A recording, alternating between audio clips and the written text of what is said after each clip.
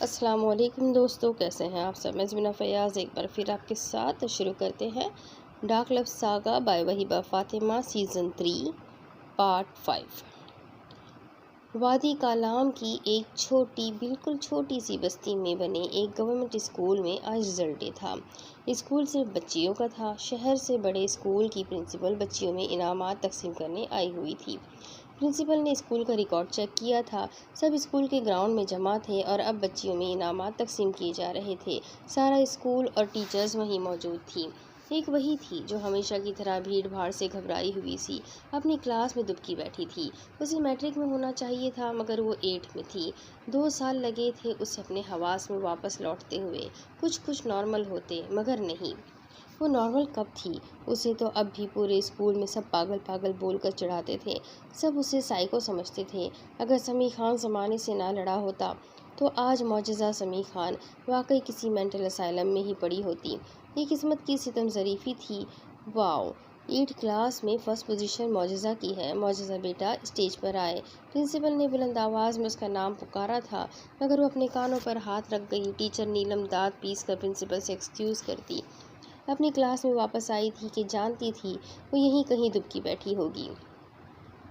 یہ اس مہربان ٹیچر کی ہی نوازش، مہربانی اور محبت تھی کہ وہ اس وقت اس لڑکیوں کے اسکول میں موجود تھی، نہیں تو وہ گھر سے نکلنے کو تیار ہی نہیں تھی۔ ٹیچر نیلم اس کا سایہ بن کر اس کے ساتھ رہتی تھی۔ معجزہ بیٹا بس پرائز لے لو، ٹیچر نیلم نے اسے منت بھرے لہجے میں کہا مگر اس نے بری طرح ان کے بازوؤں میں منہ دیے نفی میں سر ہلا دیا۔ آخر پرائز تقسیم کر دیے گئے۔ اکثر بچیاں اسکول سے گھر جا چکی تھی۔ معجزہ کلاس میں بیٹھی ٹیچر نیلم کا انتظار کر رہی تھی کہ بے شک اس کا گھر اسکول سے پچھلی گلی میں ہی تھا مگر وہ ٹیچر نیلم کے بغیر اسکول سے ایک قدم بھی باہر نہیں نکالتی تھی۔ ٹیچر نیلم کلاس میں اسے لیے آئی تھی تب پرنسپل بھی ان کے ساتھ معجزہ سے ملنے چلے آئی تھی۔ وہ انہیں دیکھ کر گھبرائی تھی مگر پرنسپل اس کے قریب چلی آئی۔ بہت پیاری بچی ہے۔ پرنسپل نے اس کے گلابی گال کو ہلکا سا چھوا تھا۔ آپ بہت ذہین ہو بیٹا، کیا آپ شہر میں ہمارے بڑے اسکول میں داخل ہونا پسند کریں گی؟ پرنسپل نے اس کی فائل کھولتے متاثر ہونے والے انداز میں کہا تھا۔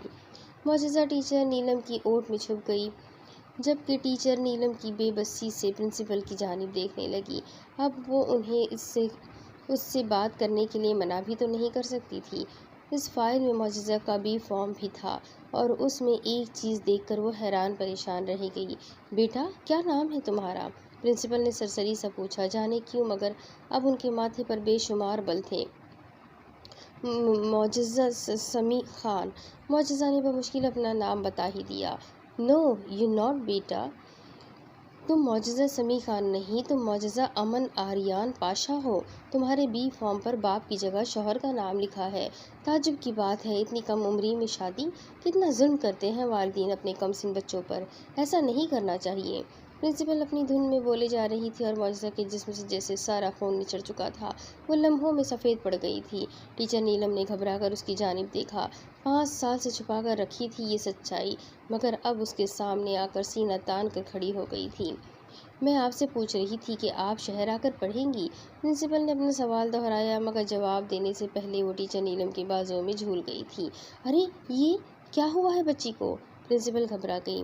کچھ نہیں میڈم، یہ بچی تھوڑی ذہنی بیمار ہے اور جسمانی طور پر بہت کمزور ہے تو اسی وجہ سے بس میں اس کے بابا کو فون کرتی ہوں، وہ خود ہی سنبھال لیں گے اسے۔ ٹیچر نے جلدی سے اپنا فون نکالا اور سمیع خان کو کال ملائی جو کہ دوسری بیل پر ریسیو کر لی گئی تھی۔ ٹیچر نیلم نے انہیں جلدی سے اسکول آنے کو کہا اور خود اس نازک وجود کی جانب متوجہ ہو گئی جس میں پہلے ہی جینے کی امنگ 2% بھی نہیں تھی اور اب تو مزید، جیسے ایک مرتبہ پھر اس کے پیروں تلے سے زمین اور سر سے چادر کھینچ لی گئی تھی۔ وہ اداس سے اپنے کمرے کی کھڑکی کے قریب بیٹھی تھی۔ دوسری طرف جب فلزہ ہاتھ میں ایک شاپنگ بیگ لیے اندر کمرے میں داخل ہوئی تھی، علیزے نے پیچھے مڑ کر دیکھا۔ آج یہ ڈریس پہن لینا علیزے، چھوٹی ممی کی بڑی خواہش ہے تمہیں اس ڈریس میں دیکھنے کے لیے۔ فلزہ نے اسے کہا تو اس کا دل کیا اس ڈریس کو آگ لگا دے مگر پہن لوں گی، بے تاثر لہجے میں کہا۔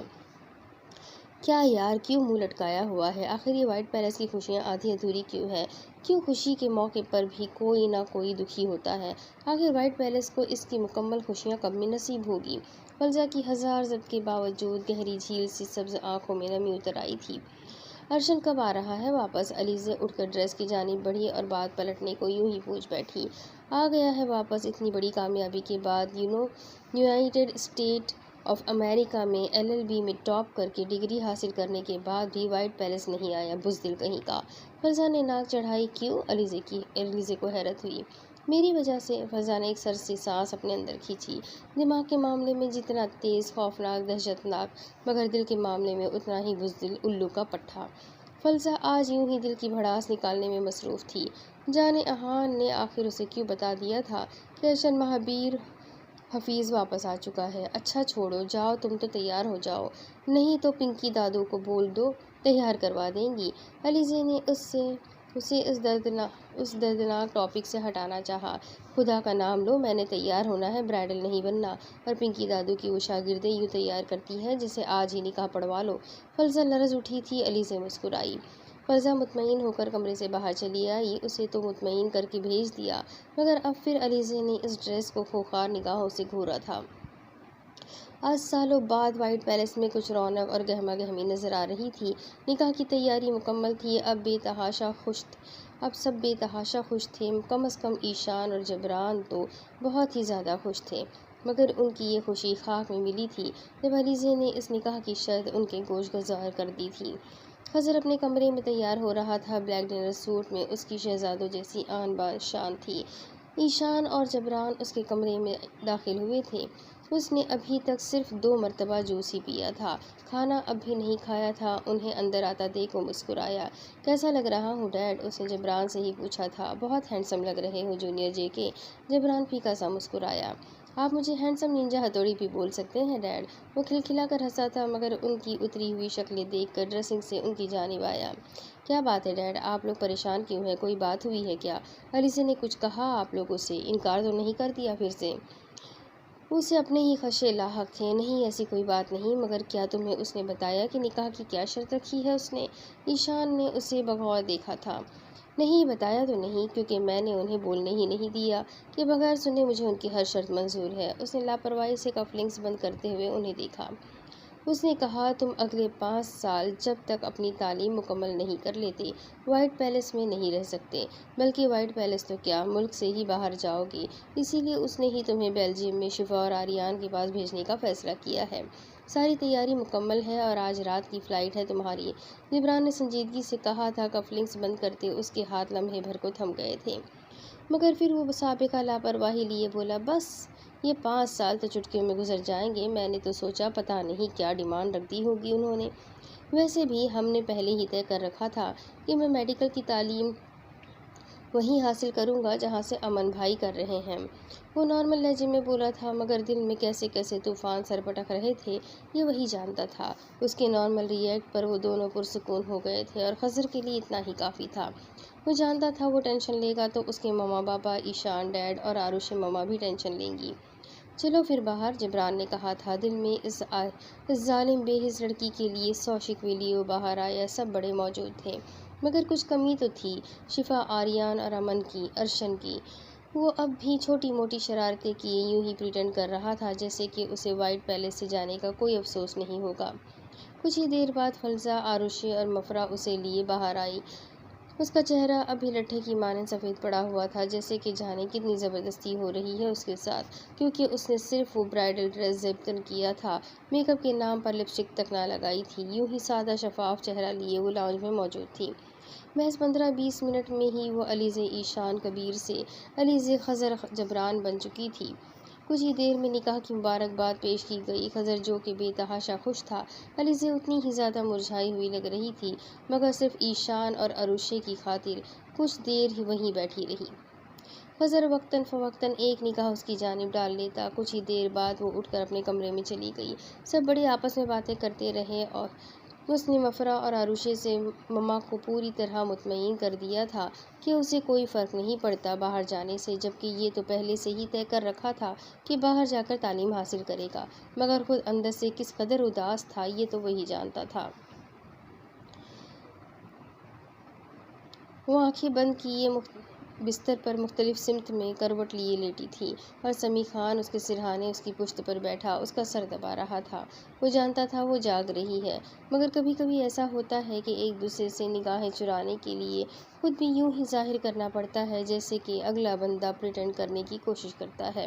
سمیع خان بھی اپنی ٹوٹی پھوٹی گڑیا کے سر پر بوسہ دے کر پہلے کمرے میں پھر گھر سے باہر نکل آیا تھا۔ اس کا رخ سیدھا مسجد کی جانب تھا۔ 8:30 بجے عشاء کا وقت تھا۔ وہ جھٹکے سے اٹھی تھی اور لال انگارہ آنکھیں اور چہرہ لیے اپنے بستر سے اتر کر وہ اپنے کمرے سے باہر نکل کر سمیع خان کے کمرے میں گھسی تھی۔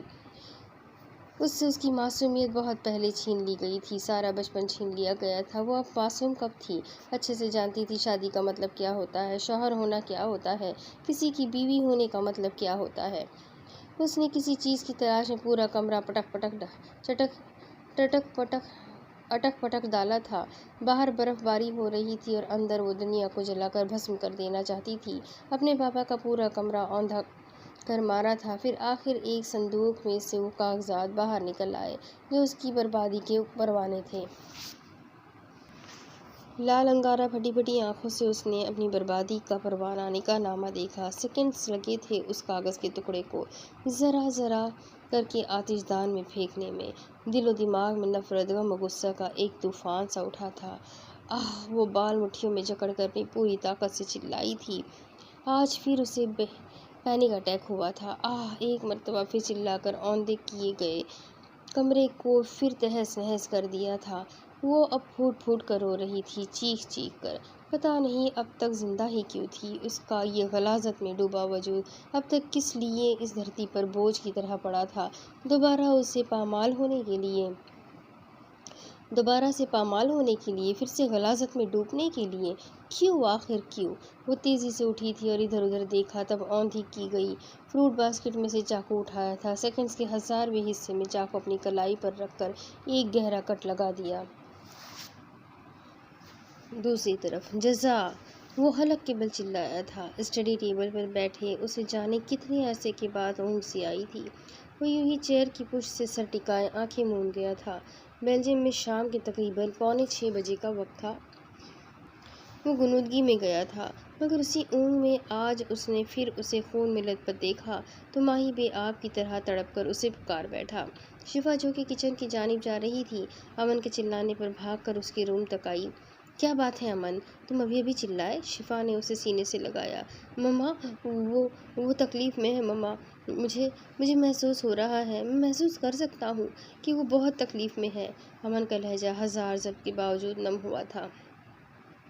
ریلیکس، کام ڈاؤن مائی پرنس، وہ ٹھیک ہو جائے گی، میں جانتی ہوں تم اسے سنبھال لو گے، اس کے تمام دکھ و درد اور تکلیف کا مداوع کر دو گے۔ ریلیکس میری جان، شفا نے اس کا سر سہلایا۔ مما، میں مسجد جا رہا ہوں، امام صاحب نے مجھے اپنے گھر انوائٹ کیا تھا، آپ ویٹ نہیں کیجیے گا، میں ان کے گھر سے سیدھا مسجد چلا جاؤں گا اور رات ادھر ہی رہوں گا۔ جب بے چینی و بے قراری حد سے سوا ہوئی تو وہ اپنی جگہ سے اٹھا تھا۔ مگر کھانا تو کھا لو، شفا نے دھیمی آواز میں کہا، مگر جانتی تھی اب وہ رکے گا نہیں۔ مما پلیز، اس نے بے بسی کی انتہا سے اپنے انابی لب کچلے۔ اوکے، نہیں روکتی، جاؤ۔ شفا نے اس کے ماتھے سے بال ہٹا کر گہرے محراب پر عقیدت سے بوسہ دیا۔ اپنا کوٹ پہن کر وہ باہر نکل گیا تھا۔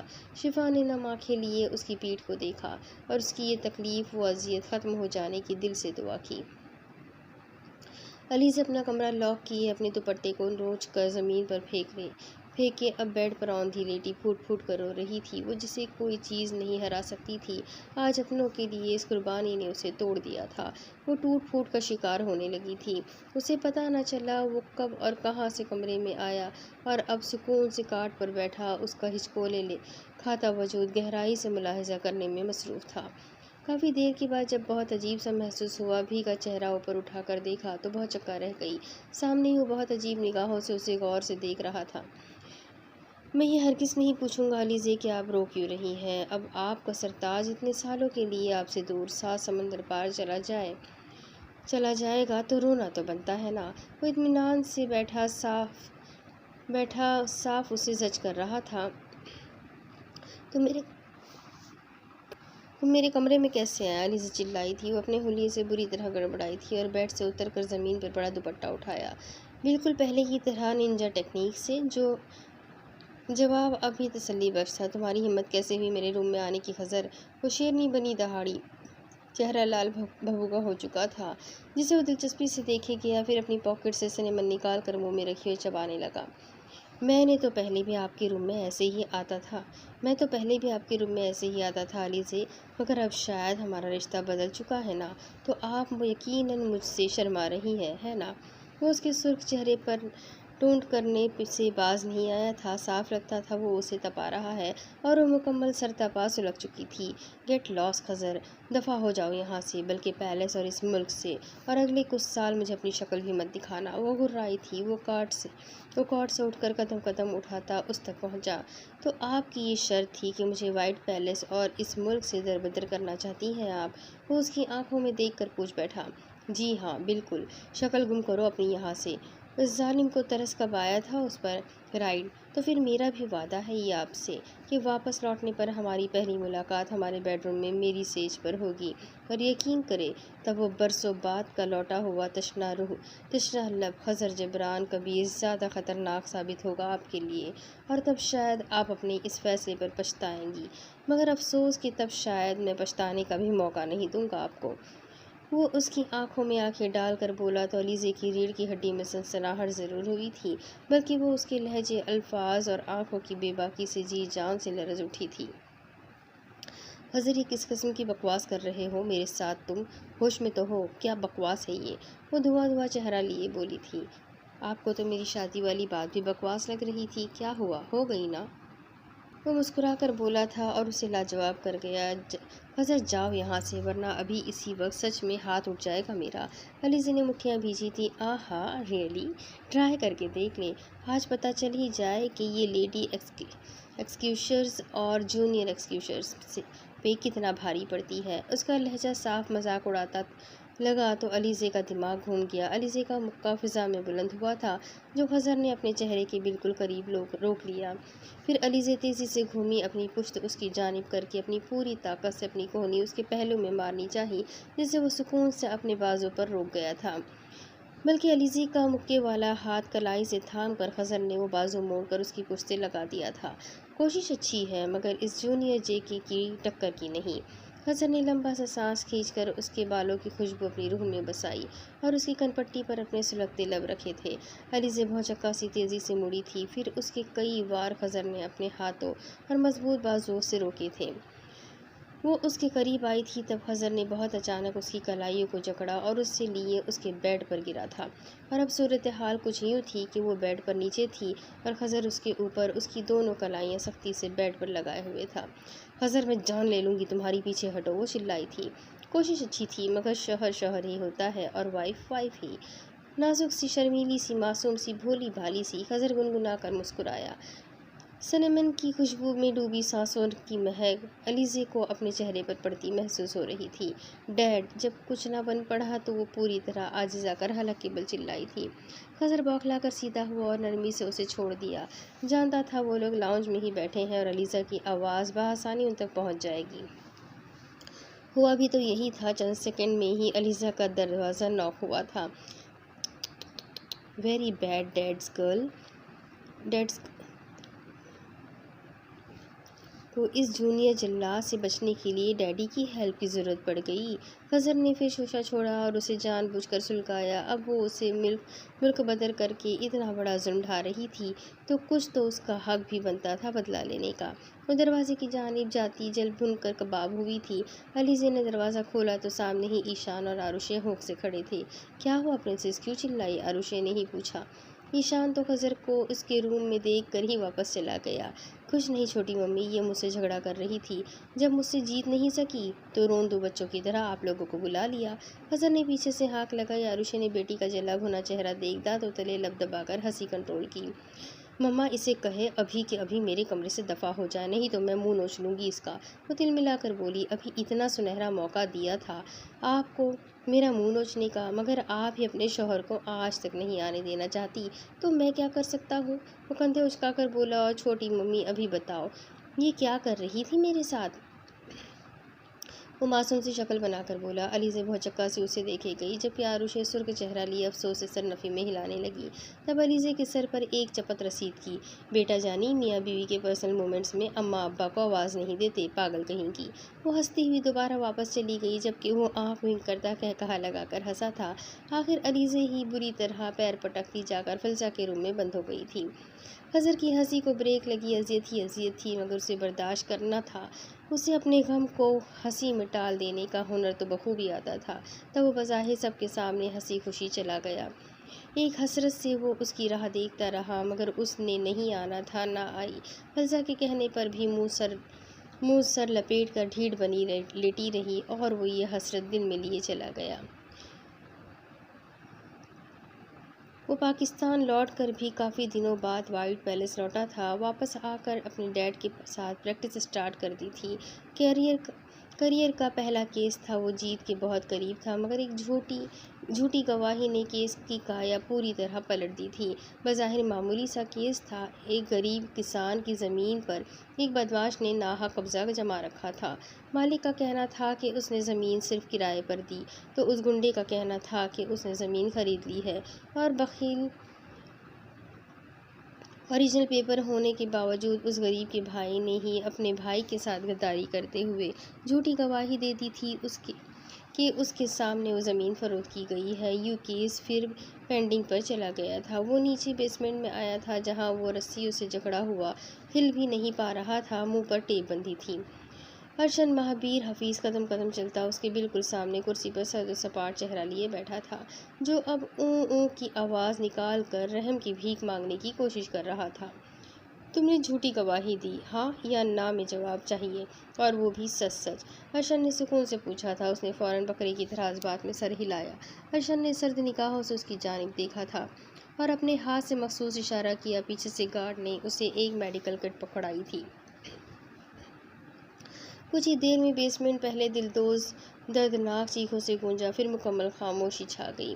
ارشد نے اس کے لہو لہان آپس میں سلے ہوئے ہونٹوں کو دیکھا، جو کہ ابھی ارشد نے بڑی دلجمی سے آپس میں سی ڈالے تھے۔ اب تم کبھی بھی جھوٹی گواہی دینے کی جرات نہیں کر پاؤ گے، یو باسٹرڈ، ارشد کررایا تھا۔ اگلی ہیئرنگ میں سچی گواہی دینا، نہیں تو اب کی بار کو سلے گا نہیں، ڈائریکٹ گلا ہی کٹے گا، سمجھے؟ ارشد خون سے سنے ہاتھ رومال سے صاف کرتا اسی اطمینان سے وہاں سے نکل گیا تھا۔ کم نہیں ہے یہ اذیت کہ ابھی زندہ ہوں، اب میرے سر پہ کوئی اور بلا کیوں آئے۔ ایک مرتبہ پھر ہاسپٹل کے سرد سے سفید کمرے میں اس کی آنکھ کھلی تو آنکھوں سے آنسو پھر تواتر سے بہہ نکلے۔ وہ کیوں تھی اتنی ڈھیٹ؟ کیوں موت بھی اسے قبول نہیں کرتی تھی؟ کیا جانیے کس کو میں نے دی ہے اذیت؟ مردہ بھی جو پہلو میں سلاتا نہیں مجھ کو۔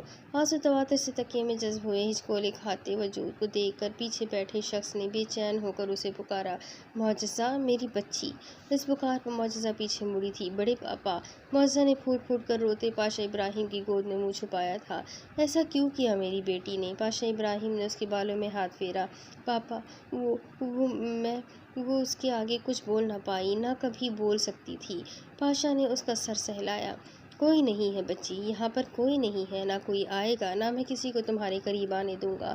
تم کہیں جاؤ گی، اپنے بڑے پاپا پہ بھروسہ ہے نا؟ پاشا نے اس کی کمر سہلائی۔ اس نے ان کی گود میں سر رکھے اس بات میں سر ہلایا۔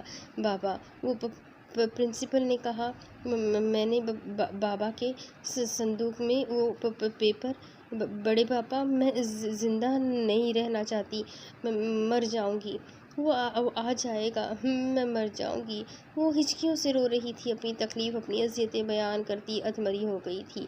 اگر اپنے بڑے پاپا پر بھروسہ ہے تو تسلی رکھو، کوئی نہیں آئے گا۔ میں اپنی بیٹی کو پوری دنیا کی نگاہوں سے اوجھل کر دوں گا، میری بچی تک کوئی نہیں پہنچ پائے گا۔ اب بس تم اپنی بڑی ماں رحاب کے پاس رہنا، ہم پڑھائی بھی اب گھر بیٹھ کر کریں گے، ٹھیک ہے؟ پاشا نے اس سے پوچھا تو اس نے جلدی سے اس بات میں سر ہلا دیا۔ بڑے پاپا کا کوئی نہیں آئے گا نا؟ اس نے ہراساں ہو کر ہرنی جیسی سہمی نگاہوں سے ادھر ادھر دیکھا۔ نہیں، کوئی نہیں آئے گا، پاشا ابراہیم نے پر یقین لہجے میں کہا تھا۔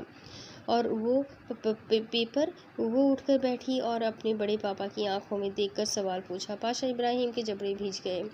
وہ تو میری گڑیا نے پھاڑ کر پھینک دیے، بلکہ جلا دیے نا، تو ان کی اتنی ہی حیثیت تھی۔ پاشا ابراہیم نے اسے پھر اپنی شفقت بھری حصار میں لیا۔ وہ اس کا سر تھپکتا رہا۔ وہ اب جلدی ہی پرسکون ہو کر سو گئی تھی۔ برسوں سے اسے ریحاب اور پاشا نے اپنی سگی اولاد کی طرح سنبھالا تھا۔ وہ اپنا زیادہ تر وقت اسی کے ساتھ گزارتے رہے تھے، مگر اس بات کی کسی کو کان و کان بھنک بھی نہیں پڑنے دی تھی کہ معجزہ اور سمیع خان کہاں ہے۔ وہ خود کئی ہفتے کہاں جاتے ہیں، نہ یہ کہ کسی کو پوچھنے کی جرت تھی۔ حقیقت پر مبنی معاشرے کے کچھ تلخ ترین حقائق۔ خیل حویلی میں جشن کا سماں تھا۔ سالانہ عرس مبارک اپنے پورے عروج پر تھا۔ درگاہ کے زنان خانے کی جانب پورے بلوچستان سے آئی خواتین کا ایک جم غزیر اکٹھا ہوا تھا، جو نور پاک بی بی سے دعا لینے بہت دور دور سے آئی ہوئی تھی۔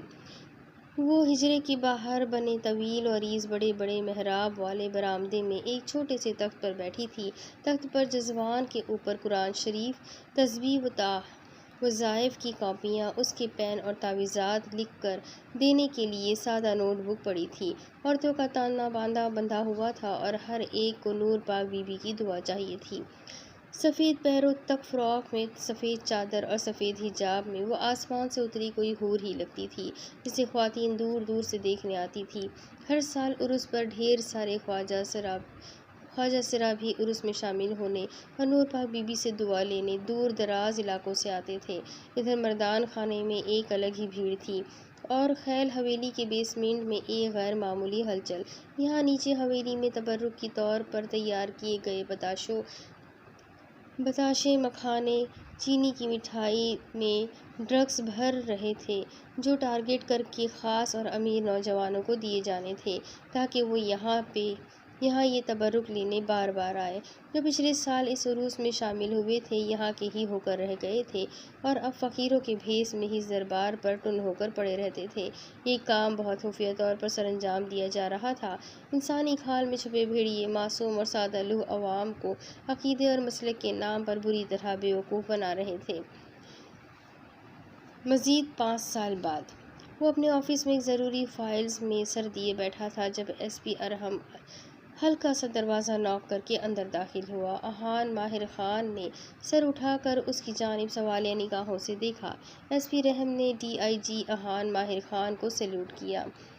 یس ایس پی ارحم، اس ڈیڈ باڈی کے بارے میں کچھ پتہ چلا؟ یس سر، فورینسک کے مطابق ڈرگس کی ہیوی ڈوز سے موت ہوئی ہے۔ کئی دن کا بھوکا پیاسا تھا، خاندان کا اتا پتہ بھی نہیں ملا، شاید جان بوجھ کر ایسے شخص کو چنا گیا تھا۔ ایس پی ارحم نے تفصیل بتائی۔ کس چیز کے لیے چنا گیا؟ ایس پی ڈیٹیل بتائے۔ اس ہری بلا کے ماتھے پر بل آئے تھے سر۔ اس کی پاکٹ میں سے ایک چٹ برآمد ہوئی ہے، جس میں صاف صاف آپ کا نام لکھ کر کوئی پیغام دیا گیا ہے۔ ارحم نے جھجکتے ہوئے بتایا۔ احان، جو ریلیکس ہو کر بیٹھا تھا، اب سیدھا ہو گیا تھا۔ دکھاؤ مجھے۔ اسے تجسس ہوا تھا جیسا اس کا کام اور ڈیوٹی تھی۔ یہ دھمکی بھرے رقم ملنا تو معمولی بات تھی، مگر یہ بات غیر معمولی اس لیے بھی تھی کہ مرنے والے کی لاش انتہائی پراسرار طریقے سے انتہائی ویرانے سے ملی تھی، بہت خستہ حالت میں۔ نہ کوئی شناخت ہو پائی، نہ اب تک اس کی والی وارث کا اتا پتہ چل سکا۔ ایس پی نے وہ چٹ احان ماہر خان کو تھمائی تھی، اور احان جو وہ چٹ پڑھتا گیا، اس کی سبز آنکھوں سے شعلے سے لپکنے لگے تھے۔ وہ چٹ تھام کر فوراً باہر نکلا۔ سر خیریت؟ ایس پی نے پوچھ ہی لیا۔ مجھے ضروری کام ہے، تم دیکھ لینا باقی کی فائل، وہ بول کر جلدی سے اپنی جیپ لیے تھانے سے نکل گیا۔ وائٹ پیلس میں غیر معمولی خاموشی سی تھی، مگر تبھی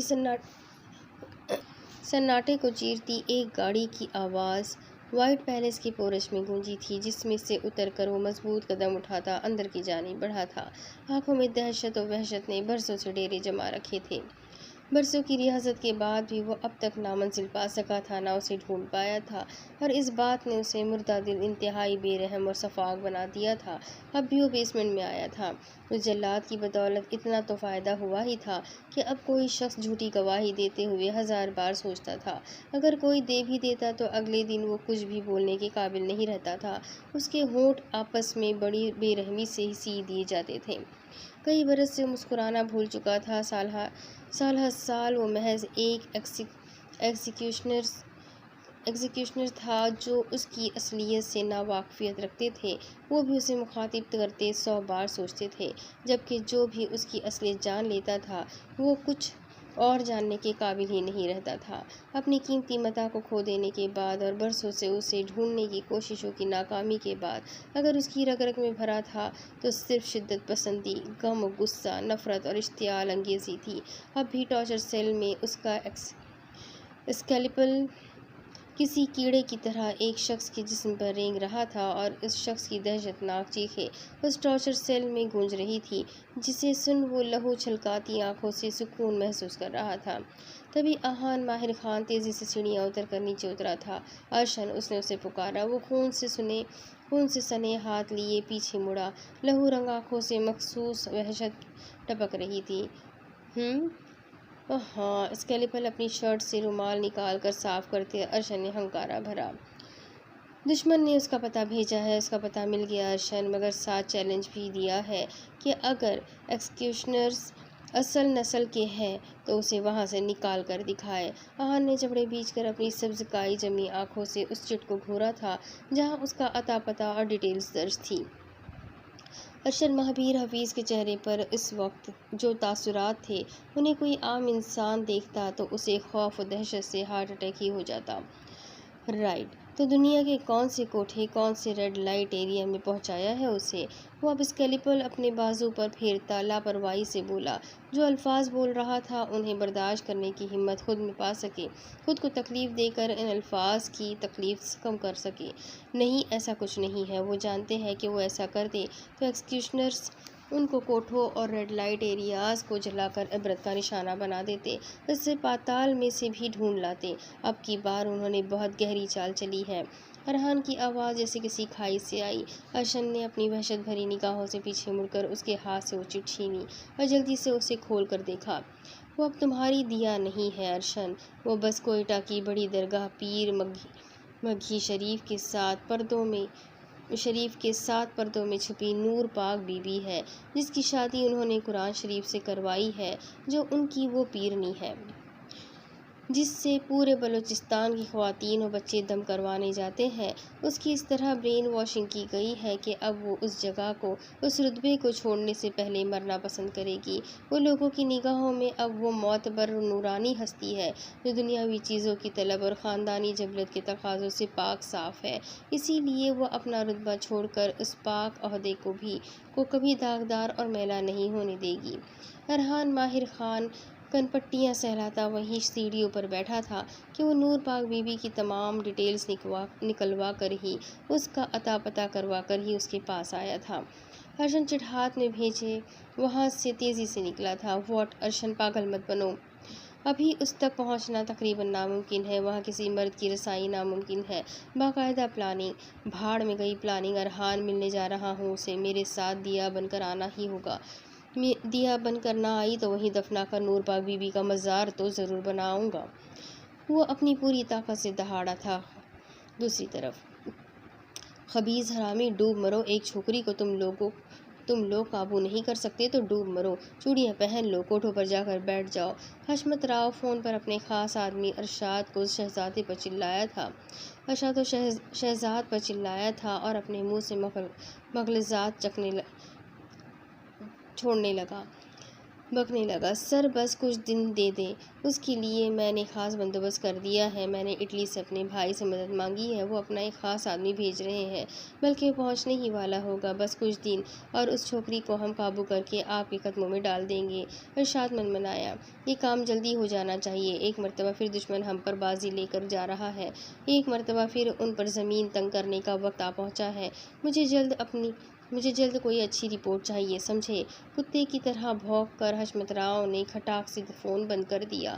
سر، کون ہے وہ؟ کس کی بات کر رہے تھے آپ؟ وہ لڑکی جو ہم میں سے کسی کے ہاتھ نہیں لگی، ایسا وہ کون ہے جو اسے قابو کر لے گا؟ شہزاد نے تجسس سے پوچھا۔ وہ برسوں بعد پاکستان کی سرزمین پر پاؤں رکھے گا، جرم کی دنیا کا بے تاج بادشاہ، تتلیوں سے کھیلنا اس کا محبوب مشغلہ ہے، اور اس چھوکری کو وہی قابو کرے گا۔ وہ دہشت ہے، دہشت، بے رحم سفاک قاتل، جس نے 10 سال کی عمر میں پہلا خون کیا۔ اور جانتے ہو اس کے ہاتھوں مرنے والا پہلا آدمی کون تھا باس؟ شہروز نے تجسس سے پوچھا۔ اس کا اپنا باپ، ہا ہا ہا ہا ہا، مکرو کہہ کہے اس اپارٹمنٹ میں گونجنے لگے۔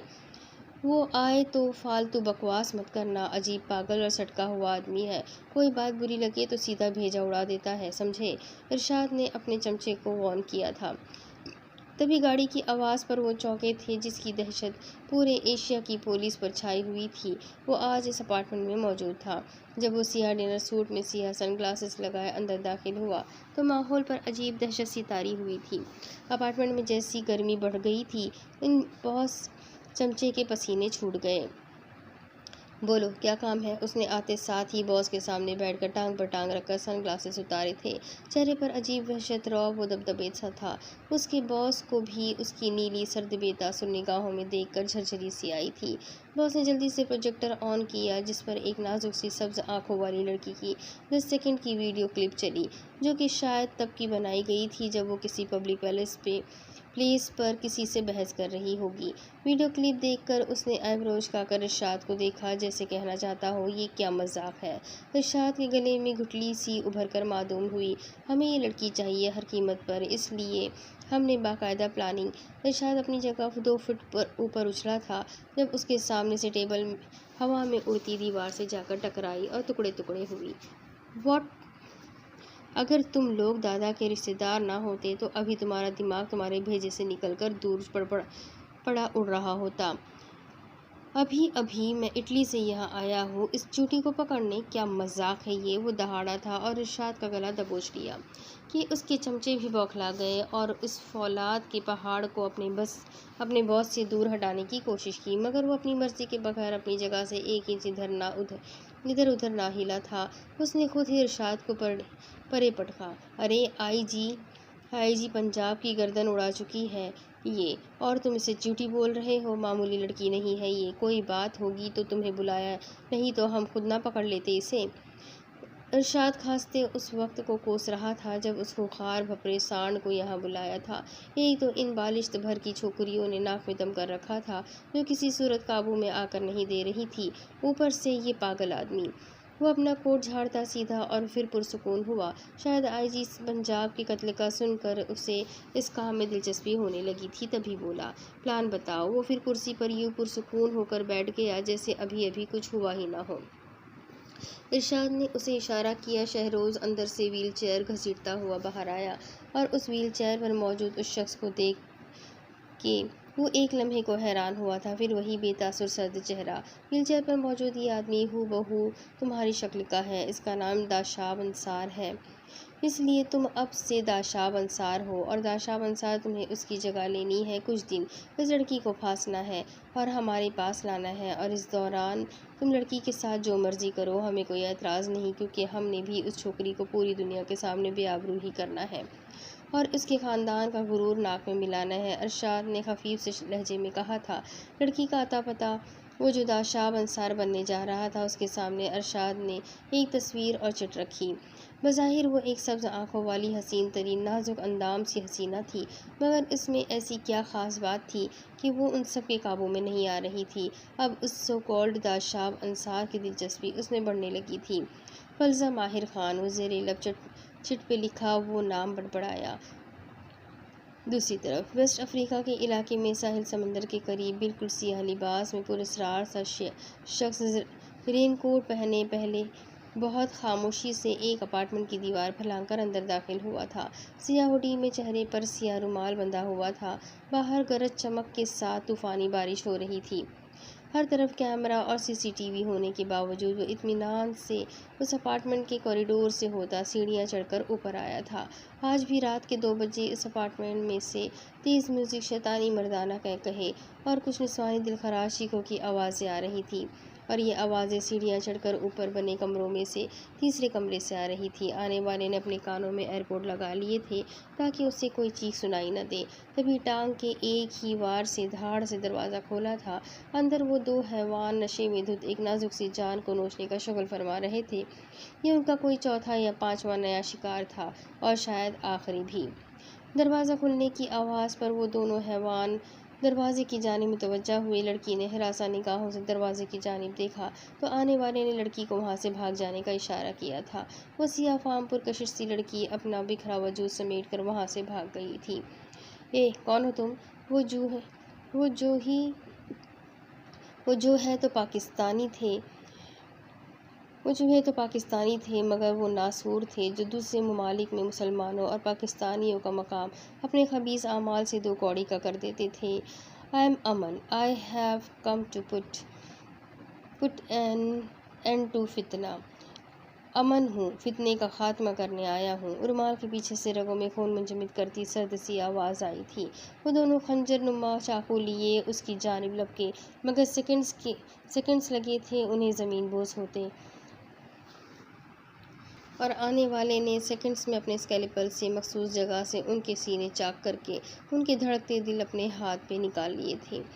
نہ یہ منظر معمولی تھا نہ اسے سر انجام دینے والا، یہ وہ ہولناک سزا تھی جو وہ دنیا کے ہر درندے کو دینا چاہتا تھا۔ وہ جیسے اس اپارٹمنٹ میں آیا ویسے ہی نکلتا چلا گیا۔ کیمروں کی آنکھ نے وہ آدھے گھنٹے کی دورانیہ کی ریکارڈنگ ہنوز معمول کے مطابق کی تھی مگر اس اپارٹمنٹ میں وہ ورلڈ کلاس ہیکر آیا تھا جس نے اس ریکارڈنگ میں سے کافی آسانی سے خود کو غائب کر دیا تھا۔ 1 گھنٹے کی ڈرائیو کے بعد وہ سیاہ ہیولا اپنے اپارٹمنٹ میں داخل ہوا تھا۔ اس کے ہاتھ میں ایک چھوٹا سا میڈیکل باکس بھی تھا جسے اس نے لا کر اپنے ریفریجریٹر میں رکھ دیا تھا۔ وہ رین کوٹ اتارتا اپنے کمرے میں گیا، فریش ہو کر باہر آیا، پھر اپارٹمنٹ میں بنے اپنے اوپن کچن میں گیا اور اپنے لیے بھی کافی پھیٹنے لگا۔ قید تنہائی کا شکار وہ برسوں سے خود کو اذیتیں دینے کے جان بوجھ کر اپنوں سے دور بھاگ رہا تھا۔ تبھی تو جب خضر بیلجیم آیا تو وہ وہاں سے بھی بھاگ آیا، اس لیے کہ وہاں خضر سے ملنے وائٹ پیلس سے سب آتے رہتے اور وہ کسی کا سامنا ہی نہیں کرنا چاہتا تھا۔ تبھی ہلکی سی دستک کے بعد اس کا خاص آدمی بابر اندر آیا تھا۔ ڈاکٹر صاحب، وہ پاکستان سے آ گیا۔ بابر نے اسے اچھی نوید سنائی تھی۔ بلاؤ اسے اندر۔ امن نے پہلو بدلا۔ وہ اندر آیا تھا۔ امن نے ایک نظر سامنے کھڑے اپنے آدمی کو دیکھا۔ کیا رپورٹ ہے؟ وہ تیزی سے ہاتھ چلاتا اپنے کام کی جانب متوجہ ہوا۔ سر، آج سے 5 سال پہلے کالام کے ایک چھوٹے سے شہر میں معززہ امن آریان پاشا نامی بچی رجسٹر ہوئی تھی۔ وہ بول کر خاموش ہوا تھا۔ امن نے اسے ایک نظر دیکھا، پھر امن کے اندر ایک طوفان نے سر اٹھایا تھا۔ اس کے بعد سے اس سرنیم کے ساتھ کوئی بھی بچی کہیں بھی رجسٹر نہیں ہوئی۔ مطلب معززہ نام کی تو سینکڑوں بچیاں ہیں مختلف اسکولز اور کالجز میں مگر معجزہ سمیع خان یا معجزہ امن آریان پاشا کہیں نہیں ملی۔ ہر سال یہ چیکنگ ہوتی ہے مگر ہر سال ہی ناکامی ہوئی ہے کیونکہ وہ کہیں نہیں ہے وہاں۔ بڑے صاحب نے انہیں جانے کہاں چھپایا ہے کہ لاکھ چاہنے کے باوجود ان کا کہیں اتا پتہ نہیں مل پا رہا۔ اس نے سر جھکا کر کہا تھا، اوکے جاؤ تم لوگ یہاں سے۔ سرسراتی سی آواز میں کہا گیا تھا۔ وہ دونوں وہاں سے نکل گئے۔ امن نے مگ سلیب پر رکھ کر اپنے دونوں ہاتھ سلیب پر جما کر گہرے گہرے سانس بھرے تھے۔ پھر ذہن میں کچھ دھماکہ سا ہونے پر اپنے کمرے میں آیا اور اپنا لیپ ٹاپ کھول کر تیزی سے اس کی پیڈ پر انگلیاں چلائی۔ وائٹ پیلس کے تمام مناظر اس کی آنکھوں کے سامنے تھے۔ اس سفید سرد محل کا چپا چپا اس کی آنکھوں کے سامنے تھا۔ وہ انیکسی بھی جہاں کبھی خوشیاں کھلکھلاتی تھی اب وہاں موت کا سا سناٹا طاری تھا۔ وہ کہیں نہیں تھی۔ امن کو سانس لینے میں آج پھر دشواری ہوئی تھی۔ کھڑکی کھول کر گہرے گہرے سانس بھرے، پھر واپس کمرے میں آیا اور جائے-نماز بچھا کر تہجد ادا کرنے لگا۔ آج پھر رو رو کر اس نے اللہ تعالیٰ سے اسے مانگا تھا جو اس کی سانسوں کی ڈور میں موتیوں کی طرح پرو دی گئی تھی۔ پھر اپنے لیے معافی مانگی، پھر اپنی آزمائش پر کھرے اترنے کی دعا مانگی تھی۔ معاشرے کی کچھ تلخ ترین مگر سچ پر مبنی حقائق۔ آج برسوں کے بعد بیسمنٹ میں وہ سپریٹ اکٹھے ہوئے تھے۔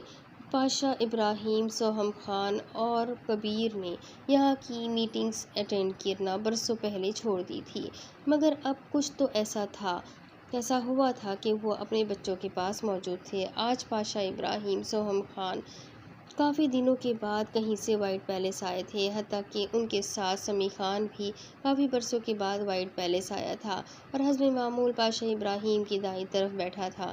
6 سال بیلجیم میں گزارنے کے بعد اب شفا اور آریان بھی وائٹ پیلس میں ہی موجود تھے، اسی لیے آریان بھی اس میٹنگ کا ایک اہم حصہ تھا۔ آج کافی عرصے کے بعد سمیع خان کو وائٹ پیلس میں دیکھ کر آریان کو خوشگوار حیرت تھی۔ آج اس میٹنگ میں چار نڈر بے خوف ایکسکیوزرز کا اضافہ ہوا تھا جو اس میٹنگ میں موجود تھے۔ احان، فلزہ اور علیزے سکون سے مگر قدرے پرسوچ سے انداز میں اپنی اپنی جگہ پر بیٹھے تھے، جبکہ ارشد، مہابیر، حفیظ کی انگ انگ سے بے چینی و بے قراری چھلک رہی تھی۔ وہ لال انگارہ آنکھیں لیے چیئر پر بیٹھا خواہ مخواہ منقش لکڑی کی ٹیبل اپنے ناخن سے کھرچ رہا تھا۔ پنکی، منی اور ان کی کچھ خاص شاگردیں بھی موجود تھیں۔ مہابیر اپنی جگہ سے اٹھا تھا اور پروجیکٹر آن کیا۔ اب پروجیکٹر کی روشنی میں ایک خاص مقام کے مناظر چل رہے تھے۔ یہ خیل حویلی ہے، حویلی نہیں، ہر قسم کے جرائم کا اڈہ ہے۔ دہشت گردی، قتل و غارت گری، جسم فروشی، شراب نوشی، مختلف قسم کے ڈرگس کا کالے دھندے کا بازار گرم کر رکھا ہے انہوں نے برسوں سے، اور بڑی خاموشی سے۔ یہ برسوں کی محنت کا نتیجہ ہے کہ اب ہم ان تک پہنچ پائے ہیں، اور ویسے بھی کچھ گھر کی بھیدیوں نے اب تک ان کو چھپنے میں مدد دے رکھی تھی، مگر اب ان کا کھٹا چٹھا ہمارے سامنے ہے۔ ان کا ساتھ دینے والا سیف تھا، جو اپنے خاندان کے ساتھ ایک عرصے سے منظر سے غائب ہے۔ ہمارے بہت سارے راز دشمن کے پاس چلے گئے، جس سے وہ کافی عرصے سے فائدے اٹھاتا ہم سے چھپا رہا، مگر یہ اب ہم سے ہرگز نہیں چھپ سکتے۔ اس حویلی کے مکینوں کی جڑیں اس بادشاہ سے ملتی ہے جسے ہم برسوں پہلے ختم کر چکے تھے۔ ہمارے خلاف اب تک جتنی بھی سازشیں ہوئی، جتنی بھی دیا کے اغوا سے لے کر بچوں پر قاتلانہ حملہ کروانے تک، امن کا برباد کرنے سے علیزے کو گولی لگنے تک، ہر سازشیں یہیں سے رچائی گئی ہیں۔ مہابیر حفیظ سنجیدگی سے سب کو تفصیلات سے آگاہ کیے گیا۔ وہ سب سانس روکے اسے سن رہے تھے۔ یہ خیل حویلی سے ملحقہ درگاہ ہے جہاں ہماری دیا کو انہوں نے قید کر رکھا ہے، قرآن سے شادی کروا کر، نعوذ باللہ، پیرنی بنا کر۔ یہاں ڈرگس کا کالا دھندا عروج پر ہے۔ درگاہ میں بانٹے جانے والے تبرک میں یہ ڈرگس کی ملاوٹ کرتے ہیں اور اسی کو ہتھیار بنا کر مطلب تبرک کے نام پر یہ ڈرگس بڑی دیدہ دلیری سے ادھر ادھر سپلائی ہوتی ہے اور کوئی پوچھتا نہیں۔ درگاہ کی خاصیت تو دیکھیں، یہاں پر کسی کوٹھے میں اپنا نیا کام شروع کرنے والی طوائف سب سے پہلے اسی درگاہ کے عرس پر اپنا رقص پیش کرتی ہیں، اور ان سو کالڈ رنگین مزاج پیروں کے سامنے پہلا رقص پیش کرنے کو وہ دعا لینا سمجھ لیتی ہے۔ مذاق خیز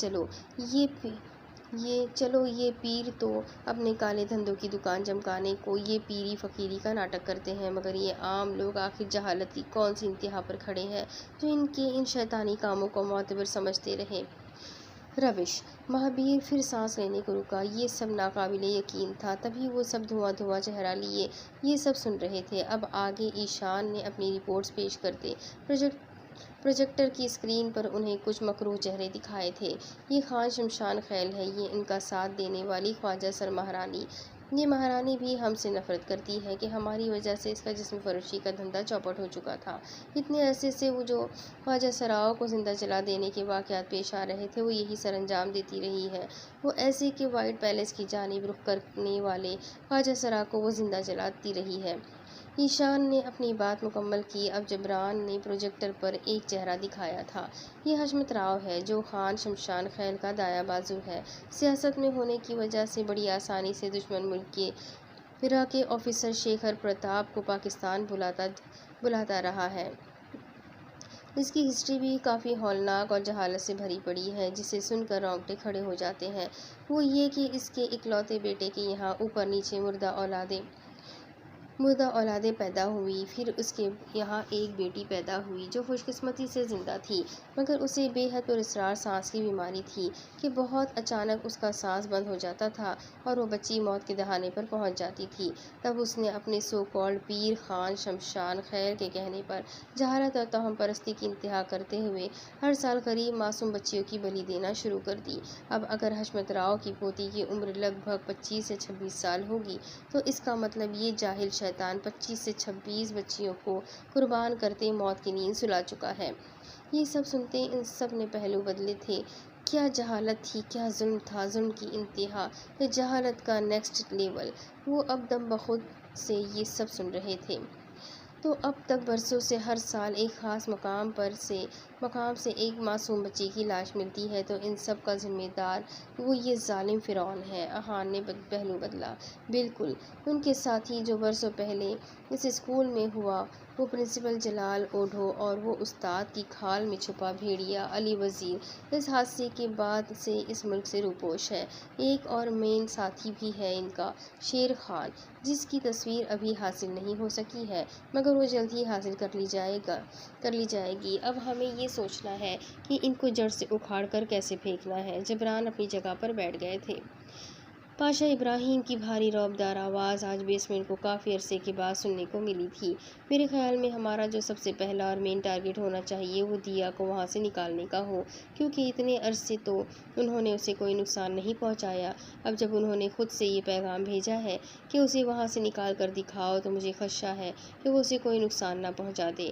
تو میرا سب سے پہلا آرڈر یہی ہے کہ دیا کو وہاں سے نکالنے میں اپنی جان لگا دو، جیسے سب سے پہلے انہوں نے دیا کے ذریعے ہمیں توڑا تھا، بالکل ویسے ہی دیا کے ذریعے ہی پہلی ہار ان کے مقدر میں لکھ دو۔ اس کے بعد ہوگا ان کی عبرتناک سزا کا آغاز۔ پاشا ابراہیم نے طیش و اشتعال میں جلتے یہ الفاظ ادا کیے تھے۔ یہاں پر میں کچھ کہنا چاہوں گا بڑے پاپا۔ ارشن جو دھواں چہرہ لیے بیٹھا تھا، پاشا ابراہیم کی جانب عاجزی سے دیکھا۔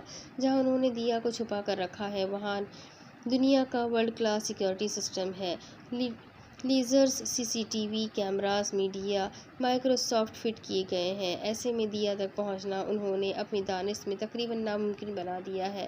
اس سیکیورٹی سسٹم کو توڑنے کے لیے ہمیں ورلڈ کلاس ہیکرز کی ضرورت ہے، جو کہ امن آریان پاشا ہے، اور دنیا کے بہترین مائکروسافٹ ایکسپرٹس کی ضرورت ہے، جو کہ خضر جبران کبیر ہیں۔ ارشن بول کر خاموش ہوا تھا۔ بیسمنٹ میں پن ڈراپ سائلنس چھا گئی تھی۔ سب کی نگاہیں بے اختیار ہی پاشا ابراہیم کی جانب اٹھی تھی، جبکہ علیزے نے بری طرح پہلو بدلا تھا۔ جو مرضی کرو، مگر مجھے دیا ارشن مہابیر اگلے کچھ دنوں میں دشمن کے چنگل سے بازیاب یہاں وائٹ پیلس میں چاہیے۔ میٹنگ برخاست کی جاتی ہے۔ پاشا ابراہیم اپنی جگہ سے اٹھا تھا، وہ سب اٹھ کر کھڑے ہوئے۔ پاشا سوہم خان اور کبیر وہاں سے نکلے۔ ارشن نے سکھ کا سانس لیا تھا، مطلب کہ گھما پھرا کر ہی صحیح بڑے پاپا نے اسے یہاں آنے کی اجازت دے دی تھی۔ برسوں بعد آریان اور سمیع خان سکون سے کھل کر مسکرائے تھے۔ چھوٹے پاپا، اب بھی آپ اس نالائق کا اتا پتا بتائیں گے کہ اب بھی نخرے کرنے ہیں آپ نے؟ احان نے آریان کو پیار بھری گھوری سے نوازا تو وہ پھیکا سا مسکرا دیا۔ وہ نہیں آئے گا احان، بہت مشکل ہے۔ وہ شاید نہ آئے۔ آریان پھر افسردہ ہوا تھا۔ ہم خود اسے لینے جانے والے ہیں چھوٹے پاپا، فکر نہ کریں۔ وہ کیا، اس کا تو باپ بھی آئے گا۔ فلزہ جلدی میں بول گئی۔ اپس سوری، فلزہ نے کہا تو آج کافی عرصے بعد آریان کھل کر ہنسا تھا۔ اوکے، چلو میرے ساتھ۔ وہ سب جانے لگے، مگر علیزے کو تو جیسے سانپ سونگھ گیا تھا۔ فلزہ نے اس کی آنکھوں کے سامنے چٹکی بجائی۔ ہیلو میڈم، بیلجیم تو نہیں پہنچ گئی خیالوں میں؟ فلزہ نے اسے چھیڑا۔ وہ پاؤں پٹکتی اٹھی تھی اور وہاں سے غائب ہو گئی۔ فلزہ نے بمشکل اپنی ہنسی کنٹرول کی تھی۔ دوسری طرف احان اور ارشن 3 دن لگا کر ویسٹ افریقہ پہنچے تھے۔ جنگ کا پہلا اصول یہی ہوتا ہے کہ اپنے سپاہی اور اپنے خاص ہتھیار اکٹھے کیے جاتے ہیں۔ دشمن کا سر کچلنے کے لیے پوری تیاری اور پوری طاقت سے حملہ کیا جاتا ہے، تاکہ وہ دوبارہ اپنا باغی سر نہ اٹھا سکے۔ آریان نے انہیں اس کا ایڈریس دیا تھا، جو جنونی خود سے ہی انتقام لینے کے چکر میں نگر کی خاک چھانتا پھر رہا تھا۔ وہ اس علاقے میں پہنچ چکے تھے جہاں کے مشہور ہسپتال میں وہ جنرل سرجن اور اسپائن سرجن کی ڈیوٹی سر انجام دے رہا تھا۔ عجیب پسماندہ سا علاقہ تھا ویسٹ افریقہ، یعنی دنیا کا آخری کونا۔ احان نے ارشن کی جانب دیکھا۔ دونوں مغرور سی چال چل رہے تھے اور وہاں کی ہر نگاہ ان خوبنو مردانہ وجاہت کے شاہکار مضبوط مردوں پر آ کر ٹھہر سی گئی تھی۔ حبشی مرد و خواتین بڑے شوق سے انہیں دیکھ رہے تھے۔ وہ سب کو نظر انداز کرتے ایک بڑے سے ہاسپٹل میں داخل ہوتے چلے گئے۔ انہیں معلوم تھا کہ انہیں کہاں جانا ہے۔ وہ ایک کیبن کے سامنے آ کر رکے تھے۔ ارشن نے احان کی جانب یس کا اشارہ کیا اور دونوں جی کڑا کر کے اندر داخل ہو گئے۔ وہ سفید اوورآل پہنے، گلے میں اسٹیتھوسکوپ لٹکائے، مشہور زمانہ جنرل سرجن جو शानदार मगर सौगवार सा एक फाइल पर झुका था। डोर खुलने की आहट पर सामने देखा तो अपनी जगह साकित होकर रह गया। साल हर साल बीत गए, अपने माजी अपने असल से भागते, मगर एक्सक्यूशनर्स ने उसे ढूंढ ही निकाला। अमन, अर्शन के लबों से उसका नाम बरामद हुआ। आप लोग यहाँ क्यों आए भाई? जाइए यहाँ से, वो धुआं धुआं चेहरा लिए बोला था। चेयर से उठकर उनकी जानिब से पीठ मोड़कर खिड़की पर खड़ा हो गया और वो जो उसे सीने में भींच लेना चाहते थे, अपना सा मुंह लेकर रह गए। अमन, हमें ज़रूरत है तुम्हारी, उस मुल्क को, आर्यन पाशा को, शिफा मम्मा को, वाइट पैलेस को ज़रूरत है तुम्हारी। एक बहुत अहम मिशन आन पड़ा है यार, हमें एक वर्ल्ड क्लास हैकर की ज़रूरत है और वो तुम हो। डैमिट, समझने की कोशिश करो। अर्शन ने पैंट की पॉकेटों में हाथ डाले संजीदगी से कहा था, मगर वो जानता था उसने सामने वाले के तार जिस्म के तमाम बखिए उधेड़ डाले हैं। मेरा वाइट पैलेस से कोई ताल्लुक़ नहीं, अमन ने सर्द बेलचक लहजे में कहा। तो वाइट पैलेस के पल पल की क्यों खबर रखते हो अमन? आर्यन पाशा, इनकार तो करना ही मत, अपना लैपटॉप खोल कर दिखाओ नहीं तो। अर्शन आज उसके साथ कोई नरमी नहीं बरतना चाहता था, मगर उनकी मौजूदगी और उनके अल्फाज से अमन के जिस्म का सारा लहू निचड़कर उसके चेहरे पर दिखाई दे रहा था, जैसे बरसों पहले छोड़ा मैंने वो अब मेरा किसी से कोई ताल्लुक़ नहीं। जाइए आप लोग यहाँ से। अमन अब भी ठंडे ठार लहजे में बोला था। एक एक्सक्यूशनर कुछ भी हो सकता है, मगर इतना बुज़दिल नहीं हो सकता कि अपने डर का, अपने गुनाहों का सामना करने की बजाय ये दुनिया के किसी कोने में मुँह छुपा कर बैठ जाए। अर्शन ने दांत पीस कर कहा था। वो अपने बाल मुट्ठियों में जकड़ रहा था। वो एक एक्सक्यूशनर सब कुछ हो सकता है, मगर एक रेपिस्ट नहीं हो सकता। इसीलिए मैं एक्सक्यूशनर्स नहीं, एक रेपिस्ट हूँ। चले जाए यहाँ से, अकेला छोड़ दे मुझे। वो दहाड़ा था और टेबल की तमाम चीज़ें ज़मीन बोझ की थी। अमन, तुम कब समझोगे? इसमें तुम्हारा कोई कसूर नहीं था। वो सब अहान ने उसे सीने से लगाना चाहा। उसकी अज़ियत, दुख, दर्द घुट घुट कर जीना, दिगर को हालत, ज़ख्मी रूह कौन नहीं समझता था उनमें से। वो सब कसूर नहीं था, मेरा गुनाह था, और बाज़ गुनाहों की माफ़ी नहीं हुआ करती। वो भुगतने पड़ते हैं आपको, आखिरी सांस तक और मरने के बाद भी। वो खुद से कितनी नफ़रत करता था, खुद भी नहीं जानता था। अमन, जज़ा, ट्रस्ट मी, ट्रस्ट तुमने उसी के नाम से बनाया है। जज़ा, ट्रस्ट तुमने उसी के नाम से बनाया है ना? अर्शन ने इत्मीनान से पेपर वेट घुमाते एक मरतबा फिर उस पर पेट्रोल फेंका। उसने लाल अंगारा नम ज़ख्मी सी निगाह अहान पर डाली और अपने लब काटने लगा। मैं नहीं जानता आप लोगों को, मुझे कहीं नहीं जाना, आप लोग जा सकते हैं यहाँ से, वो चिल्लाया था और अपना सामान कांपते हाथों से समेट कर बाहर जाने लगा। सुना है परसों से तुम अपने जल्लादों वाले तरीके से किसी को ढूंढ रहे हो अमन आर्यन पाशा।